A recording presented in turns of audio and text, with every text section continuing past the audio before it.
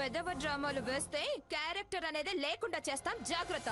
స్వర్ణ ఏంటే ఇంకా స్వర్ణ అంటావు? అమ్మ నువ్వు ఆగు. చూడు హారతి, నువ్వు నిజంగానే దేవుడి దర్శనానికి వచ్చిందనివే అయితే నాతో రా. దేవుడి ముందు ఆ హారతి మీద ప్రమాణం చేసి చెప్తూ గాని రా. రా నా చేయదులు. నీ నమ్మకం కోసం నేనెందుకు ప్రమాణం చేయాలి? అయితే వెళ్ళు. ఆ మాట అనే హక్కు నీకు లేదు. దాని జీవితాన్ని డిస్టర్బ్ చేయాలని చూస్తున్నావు కాబట్టి అనే హక్కు మాత్రమే కాదు, నీ మెడబట్టి బయటకు గెంటే హక్కు కూడా ఉంది. మేము చేయి చేసుకుంటే జనం పోగవుతారు. తలో తూ అంటే నీ ముఖం చండాలంగా తయారవుతుంది.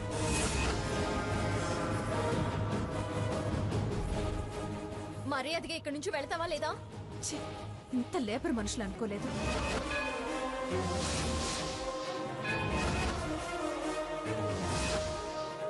ఏయ్, ఎవరే లేబర్? గుడికొస్తూ ఎలాంటి బట్టలు వేసుకోవాలో కూడా తెలియని నువ్వా మేమా?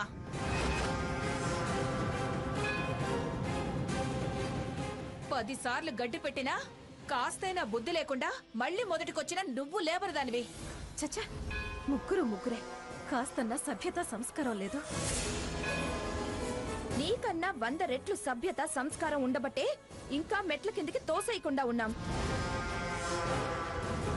నీకన్నా మంచి మర్యాద ఉండబట్టే నీ పళ్ళు నీ చేతిలోకి రాలేదు. మమ్మల్ని ఇంకా రెచ్చగొడితే వచ్చిన షేప్ లో ఇంటికెళ్ళవు. ఉప్పు కాపడానికి కూడా నీ బాగీకి పాటలు కూడా కనిపించవు. వెళ్ళా, ముందు వెళ్తావా వెళ్ళవా? స్వర్ణ ఆగు. వెళ్ళిపో హారతి. నేను దీన్ని వదిలేస్తే నీ రూటు డైరెక్ట్ గా కైలాసానికే. కేసేదన అయితే మా అమ్మమ్మ గారు చూసుకుంటారు. మొక్కు కొబ్బరికాయ దొర్లినట్టు కాలు జారి దొర్లింది అని సాక్ష్యం చెప్పిస్తాం. బ్రతుకు మీద ఆసుంటే వెళ్ళు, చావు మీద మోసుంటే ఇక్కడే నిలబడు. నీకే చెప్పేది, వెళ్ళు. చూసింది చాలు, పోవే పో.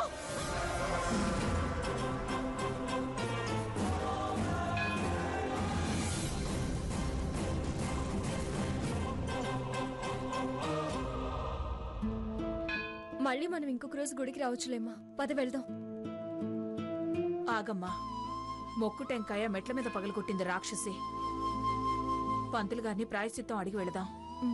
సరే స్వర్ణ, పద. నందేశ్వరణమస్తుభ్యం శాస్తానంద ప్రదాయక మహాదేవస్య సేవార్థం అనుజ్ఞాం ధాతుమర్హసే. నమస్కారం పంతులు గారు.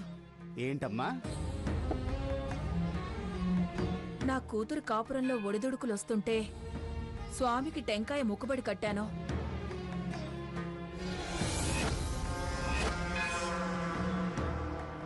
మొక్కు చెల్లించుకోవడానికి గుళ్ళోకొస్తుంటే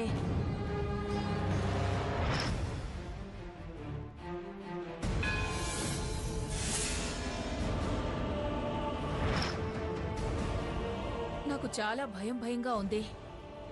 నా భయం అనుమానం తీరటానికి, వీళ్ల కాపురాలు కుదుట పట్టానికి ఏదన్నా ప్రాయశ్చిత్తం చెప్పండి పంతులు గారు. మీ భయాలు ఆందోళన తీరి వీళ్ల సంసారాలు చల్లగా సాగాలంటే సీతా జయంతి రోజున సీతామాంగళ్య పూజ చేయించి తరింపజేయడం శుభకరం. సీత జయంతి నాడు అవునమ్మా. సీత మాంగళ్య పూజ ఎలా చేయాలి? యథావిధిగా సీతారామ కళ్యాణం జరిపించే ముందు అలా మీరు జరిపిస్తే సీతారాముల దాంపత్యంలా వీళ్ళ దాంపత్యం కూడా కొనసాగుతుంది.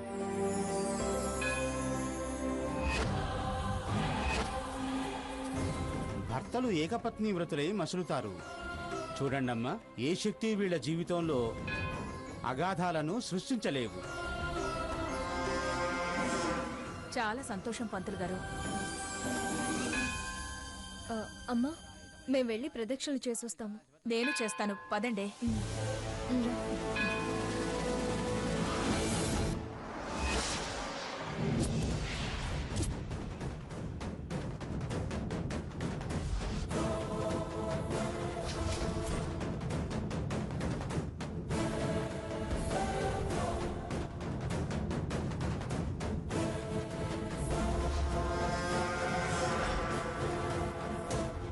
హారతి, సాకేత్, ఏంటి వాళ్ళని నువ్వే తీసుకొచ్చి నన్ను తిట్టించావా? మనసులో నా మీద ఏదో మిస్అండర్స్టాండింగ్ పెట్టుకుని ఫోన్ చేసినా మాట్లాడకుండా ఇలా బిహేవ్ చేసావా? చచ్చా, నేను వాళ్ళని నిన్ను తిట్టించడానికి తీసుకురావడం ఏంటి? నా టైం బాగోలేక గుడి దగ్గరికి వాళ్ళని తీసుకురావాల్సి వచ్చింది. నక్కలా కాచు కూర్చొని నా వెంట పడ్డారు. అందుకే బయటపడలేక అలా ఎడంగా ఉండి ఇప్పుడు వస్తున్నా. వాళ్ళు నన్ను అన్నన్ని మాటలు అంటుంటే వచ్చి ఆగండని ఒక్క మాట అనొచ్చు కదా. నేనొచ్చి ఆ ఒక్క మాట అంటే గ్రానీ నన్ను 1,00,000 మాటలంటుంది. ఇప్పుడు ఆస్తి మాత్రమే రాసింది. ఈ విషయం తెలిస్తే టోటల్గా ఇంట్లోంచే బయటికి గెంటేస్తుంది. ఎంత రూడ్ గా మేనర్లెస్ గా బిహేవ్ చేశారు. ఆ విషయం అటుంచు, ముందు నాకు విషయం చెప్పు. నువ్వు ఆ ఇంట్లో ఎందుకున్నావు? అతనికి నీకు సంబంధం ఏంటి? అదేనా ఆ డౌటేనా నీ కోపానికి కారణం? అందుకే నువ్విక్కడుండి వాళ్ళని తిడుతుంటే ఎంజాయ్ చేసావా? కాదు అన్నా విను. ముందు అతనేంటి, నువ్వెందుకు అక్కడున్నావు అది క్లారిటీగా చెప్పు. అసలు అతనికి నీకు సంబంధం ఏంటి? ఈ టెన్షన్ లో ఆ డీటెయిల్స్ నీకు అర్థమయ్యేలా చెప్పడం చాలా కష్టం. తర్వాత కూల్ గా చాలా డీటెయిల్డ్ గా చెప్తాను. ఈలోపు నువ్వు నాకు సాయం చేయాలి.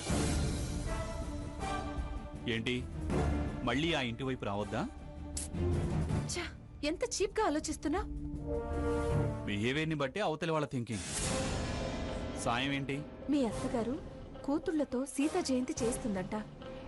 మాంగళ్య పూజ జరిగితే మనం కలవడం ఇక జరగని పని. అందుకని నువ్వు ఎట్టి పరిస్థితుల్లోనూ ఆ పూజలో కూర్చోవద్దు. మరి గ్రానీ కూర్చోమంటే? ఛా, అన్నిటికీ గ్రానీ గ్రానీ గ్రానీ. ఏదో ఒకలా మేనేజ్ చేయి, పూజ మాత్రం చేయొద్దు. పూజ సంగతి తర్వాత, నువ్వు అర్జెంటుగా వెళ్ళు. అదిగో వాళ్ళు వస్తున్నారు. వాళ్ళు చూస్తే మనకుంటుంది సహస్రనామ పూజ. వెళ్ళు వెళ్ళు. సరే, నేను చెప్పింది గుర్తుందిగా? సరే సరే, నువ్వు వెళ్ళు.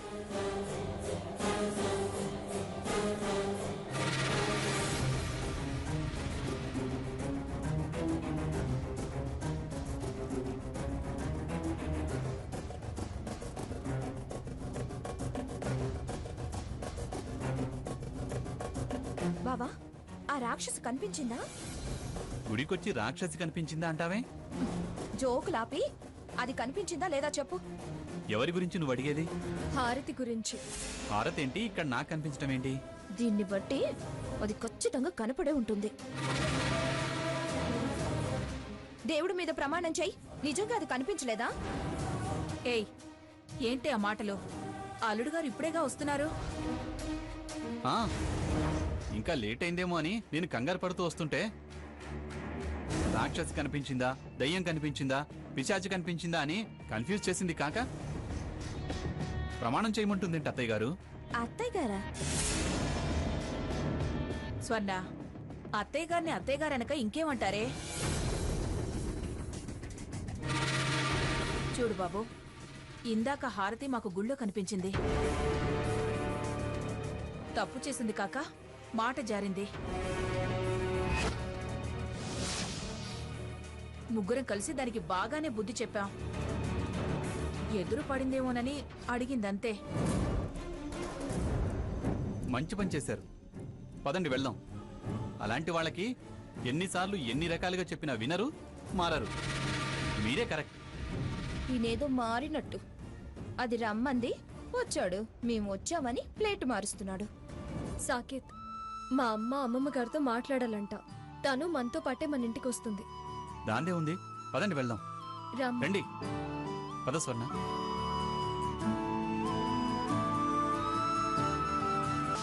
వీడేమిటండి పెళ్ళాన్ని వెంట పెట్టుకుని వెళ్ళి ఇల్లే మర్చిపోయినట్టున్నాడే మన ఆనంద్. ఓ ఫోను లేదు, కబురు లేదు. వెళ్ళింది పల్లెటూరు కదే, సిగ్నల్స్ ఉన్నాయో లేదో చేస్తాడులే. అయినా అంతగా ఆగలేకపోతే నువ్వైనా చేయొచ్చు కదా. అంత ఫోన్ చేయడానికి కూడా తీరిక లేకుండా ఉంటుందా? మరి విచిత్రం కాకపోతే. నీతో ఏది మాట్లాడినా చావేనే. చేయకపోతేనేమో చేయట్లేదు అంటావు. ప్రతిదానికి వంక వెతికి మరీ తిడతావు.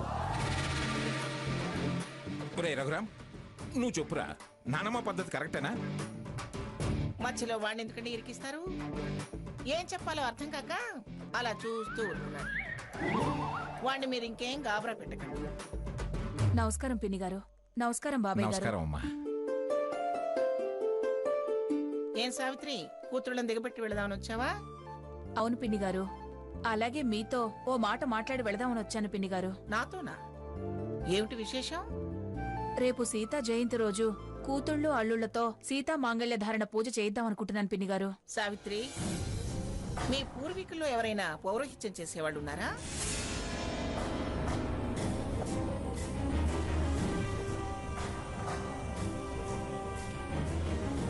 అదేంటి పిన్ని గారు అలా అడిగారు? మరి లేకపోతే ఏమిటి? ప్రొద్దుట వీళ్ళు మా అమ్మ మొక్కు కొబ్బరికాయ అంటుంటే ఈ పూజలన్నీ ఏమిటి అన్నాను. నువ్వు వచ్చి రేపు ఇంకేదో పూజ అంటున్నావు.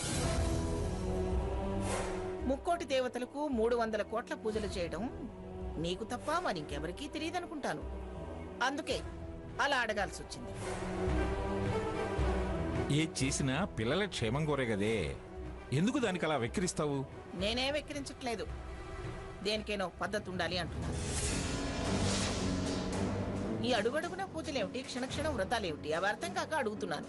ఆవిడ బాధ అర్థం చేసుకోకుండా ఏమిటా మాటలు? ఏం బాధలున్నాయి? ఆవిడ పూజలో మన అదృష్టమో సాకేత్ కూడా మారి మంచివాడయ్యాడు. ఇంకెందుకు ఇవన్నీ? ఆ మంచు మళ్ళీ మారకుండా ఆ మనిషి మన మనిషిగా ఉండాలనేదే మా అమ్మ ఆరాటం. నిజంగా గుడిలో అలా జరుగుండకపోతే ఈ వ్రతాన్ని అమ్మ చేయించాలనుకునేదే కాదు. గుళ్ళో ఏం జరిగిందమ్మా సీత?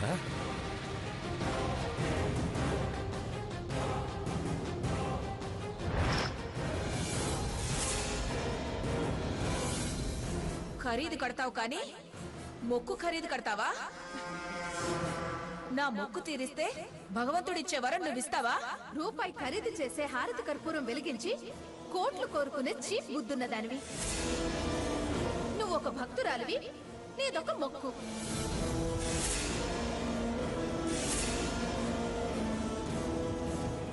వీళ్ల సంసారాలు చల్లగా సాగాలంటే సీతా జయంతి రోజున సీతామాంగళ్య పూజ చేయించి తరింపజేయడం శుభకరం. అలా కొబ్బరికాయ పగలటం అపశకునం అనిపించింది పిన్ని గారు. పూజారి గారిని అడిగితే ఈ వ్రతం చేయమన్నారు పిన్ని గారు. రే సాకేత్, రైటు. అది గుడికి ఎందుకు వచ్చింది? అది నిన్ను రమ్మందా, నువ్వు దాన్ని రమ్మన్నావా? ఇది మరీ బాగుంది గిరాణి. అసలు ఆవిడ వచ్చిన విషయమే నాకు తెలీదు. నీకు తెలుసు, నాటకాలు ఆడకు. చెప్తే నీకు అమ్మమ్మ మంగళహారతిస్తుంది. నేను వీళ్ళని గుడి దగ్గర దించేసి వెళ్ళి నా పని చూసుకుని వచ్చేసా. మధ్యలో ఏం జరిగిందో నాకు అసలేం తెలీదు. నానమ్మ, అన్నిటికీ వాడిని అనుమానించొద్దు. ఏదో క్యాజువల్గా జరుగుంటుంది. అంతే అంతే. లేదు, ఇదంతా తేలిగ్గా తీసి పారేసే విషయం కాదు. చెప్పరా, నిజం చెప్పు.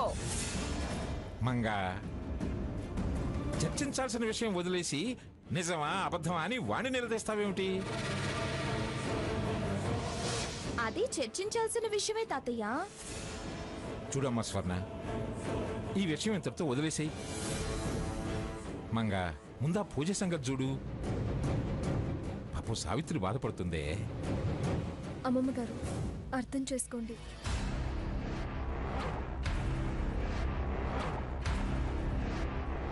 అమ్మమ్మ ఉండనిలే అమ్మమ్మ.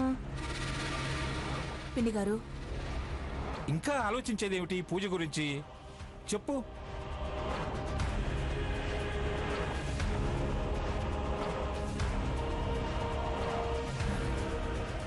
సరే సావిత్రి, నువ్వు ఆ పూజ ఏర్పాట్లేవో చేసుకో, నేను పిల్లల్ని పంపిస్తాను.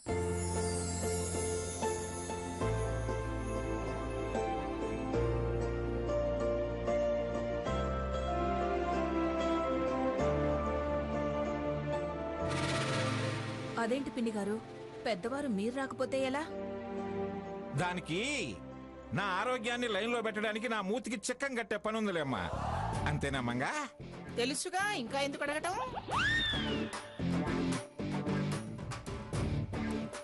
మరి లేకపోతే ఏమిటి మంగా? లక్ష్మీ ఆనందులు కూడా లేరు కదా, మనమైనా వెళ్ళకపోతే ఎలా? ఎవరో ఒకరు పెద్ద దిక్కు ఉండొద్దు. సావిత్రి, వస్తానులే గాని కాస్త పూజ పెందలాడే అయ్యేటట్టు చూడు. అసలే ఈ మనిషికి ఆకలి ఎక్కువ. పిన్ని గారు, మీరు బాబాయ్ గారి ఆరోగ్య విషయంలో ఏ బెంగా పెట్టుకోకండి. ఏ ఏదైనా సంజీవిని పుల్ల సంపాదించావా? పగలంతా ఉపవాసం, రాత్రి మాత్రమే భోజనాలు. కేవలం ప్రసాదంలో వడపప్పు పానకాలు మాత్రమే ఉంటాయి. ఆ, ఏంటి భోజనాలు లేవా? అయితే మీరు రారుగా? ఎందుకు రాను? వడపప్పు పానకం ఉన్నాయి కదా. అబ్బబ్బబ్బా, ఏం మనిషి అండి మీరు. మీ మనసు చాలా గొప్పది. పిన్ని గారు, వెళ్ళొస్తాను బాబాయ్ గారు. మంచిదమ్మా. సీత, వెళ్ళొస్తాను. స్వర్ణ, అలాగే వస్తానమ్మా. ఇప్పుడు చెప్పరా, అది గుడికి ఎందుకు వచ్చింది? నానమ్మ మళ్ళీ ఆ టాపిక్ ఎందుకు, వదిలే. నిజంగా నాకేం తెలీదు, అంతే.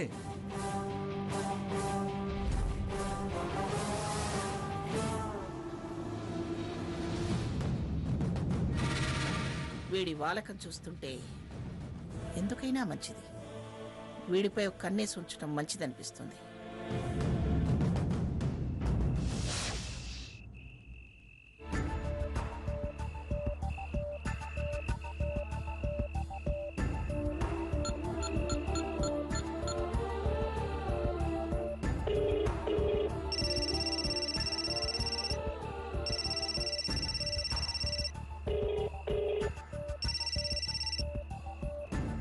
అత్తయ్య గారు, నేను చెప్పు సీత. ఈరోజు మీ దగ్గరకు వద్దామనుకున్నాను, కానీ అమ్మ గుడికి రమ్మంటే వెళ్లాల్సి వచ్చింది. అందుకని నేను రావడానికి కుదరదు అనుకుంటున్నాను. ఎలా అత్తయ్య? ఏం పర్వాలేదు సీత. సిస్టర్ అన్ని విధాలా నన్ను బాగానే చూసుకుంటోందమ్మా. మీరు చక్కగా పూజ చేసుకోండి, నా గురించి దిగులు పడద్దు. సరే అత్తయ్య గారు, అలాగే పూజ అయిన తర్వాత మీ దగ్గరకు వచ్చి మీ ఆశీర్వాదం తీసుకుంటాను. అమ్మా సీత, ఏంటత్తయ్య గారు? నాకెందుకో మీరు పూజ చేస్తూ ఉంటే చూడాలనుందమ్మా. మళ్ళీ మళ్ళీ చూడలేనేమో అన్న భయం. ఇప్పుడు చూడలేకపోతే మళ్ళీ చూసే అవకాశం రాదేమో అనిపిస్తోంది. అత్తయ్య గారు, ఎలా కుదురుతుంది? అమ్మమ్మ గారు కూడా వస్తున్నారు కదా. మీరొస్తే ఆవిడ మౌనంగా ఉంటుందా? రఘురామ్కి మీరున్న పరిస్థితి తెలిస్తే తట్టుకోగలుగుతాడా? నువ్వు చెప్పేది నిజమే సీత,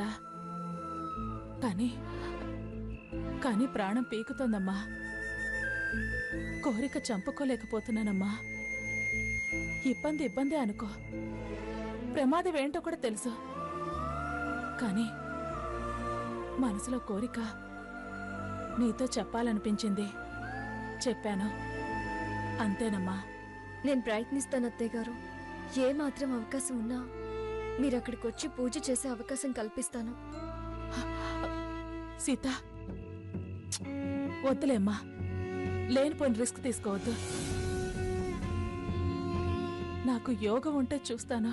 అత్తయ్య గారు, మీరు ప్రశాంతంగా ఉండండి చాలు. అవకాశాన్ని బట్టి నేనే మీకు కబురు చేస్తాను. ఉంటాను అత్తయ్య గారు. మీరు తొందరగా పడుకోండి. నేను టాబ్లెట్ వేసుకుని పడుకుంటాను. ఉంటాను సీత.